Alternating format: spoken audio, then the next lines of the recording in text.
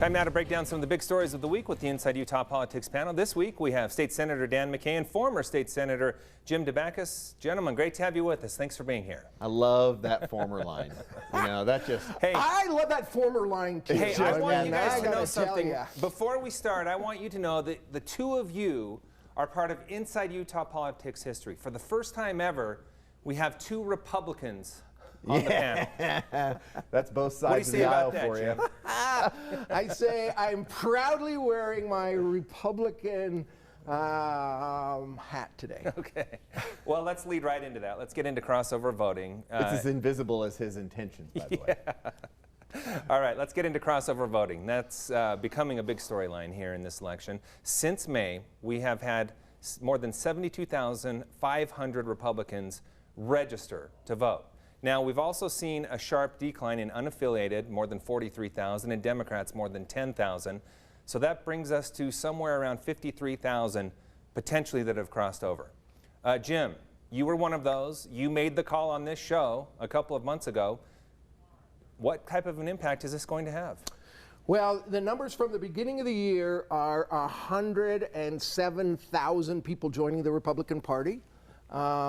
On this show and before, on March 6th, I said, you know, Democrats, we've been trying the same thing for 40 years. And for 40 years, the Republicans have been rigging the whole system. We get no vote. We get no say. So let's play their game their way. Let's all become Republicans, and then we get a say about who's going to be in the, about both people that are going to be in the finals in November.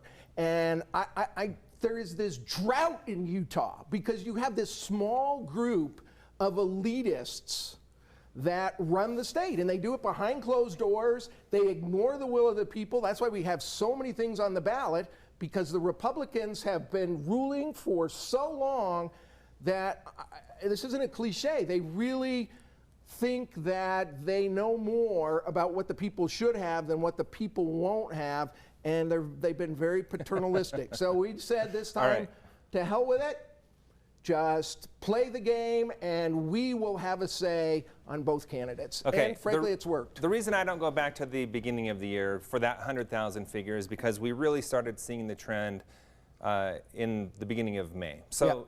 Dan, as a lifelong Republican, registered for years, does this bother you to see this happening? No, not at all. Why not? Hey, my party is an expansive party. We are welcoming to people, and anybody that honestly wants to join us, come on out. I get it. Everybody's concerned about the Democrats infecting our elections. My problem is I feel bad for Jim. There are going to be so many that enjoy what they see that they're never going back, Jim. Never. See, being a Democrat is depressing. At the end of the day, all you want is more and more and more. And in the Republican Party, we've got solutions. We're trying to fight for the people. And I will take that all day long, being solutions-oriented rather than being some other, you know, on the other side of the aisle. You know what I was really surprised with, Jim, and I got to hand it to you. I thought for sure in a statewide race, when you were talking about rigging, that you were going to bring up gerrymandering and how that was how that's been impacting statewide races like you did last year. So I'm grateful this year that we're not talking about gerrymandering in a statewide race. Okay, Glenn, can I pick up gerrymandering for a second? Oh, good. Look, in a statewide race, though, yeah, Senator McKay does have a point there. There's 200,000 people in Salt Lake City. They have no say about their congressman. Their congressman loathes them, and they loathe their congressman. It is not a good match. And in order to totally throw those 200,000 people in Salt Lake City out of having any representative, they've taken 200,000 people from Davis County, and then that very close by Washington County in St. George, and they've stuck them in together so that the people in Salt Lake have no say. But Jim, the point is, though, that we're making here is statewide races. You can't say gerrymandering in a statewide race, and they still go heavily Republican. I agree. Now, Lieutenant Governor Cox did try to take back the corner from Wyoming, so maybe in that way he was trying to add a few more Republican votes. I don't know. Jim, anyway, here, I want to get more to that point, though, where Senator McKay says, hey, you're all welcome. You're going to stay. Are you going to stay a registered Republican after this election? We'll see. Please. It may well be, because I got a call from somebody who's running for the Senate. This senator said, or this person, he's a representative now, he's running for the Senate. And he said, you know what? You've got 4,400 new Democrats, Republicans this month in my district. Can you help me? Can you help me? Can you help me?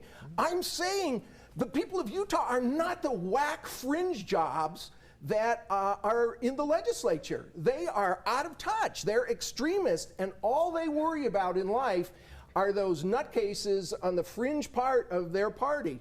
If we bring more players to the table, we're going to have a lot better government. Okay. Not only is he joining the party, but now he's one of our greatest data tools. I love it.